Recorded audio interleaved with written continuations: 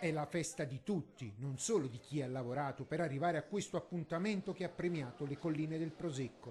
Tra i tanti primi cittadini collegati a Baku con un maxi schermo nella piazza di Valdobbiadene, anche numerosi cittadini che hanno festeggiato la proclamazione in diretta. Cambierà che come sempre ci impegneremo per mantenere questo bel territorio e dare un prodotto sempre ottimo al mondo. Lei è del posto? Io sono del posto, nato qua nel 58, quindi sono 61 anni che sono qua.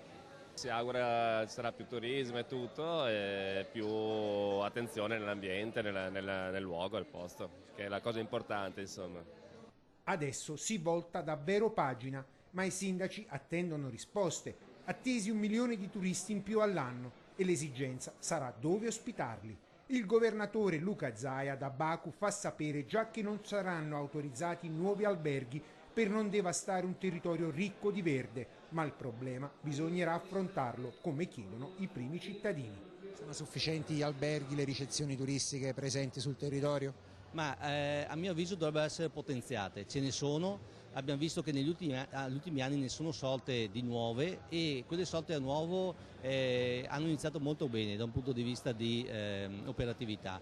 Credo comunque ne servano ancora e con questo sia un incentivo per queste nuove aperture. Sicuramente ci sarà, appunto, come dicevo, un'opportunità in più. Il riconoscimento porterà sicuramente turismo, porterà sicuramente linfa nuova al territorio.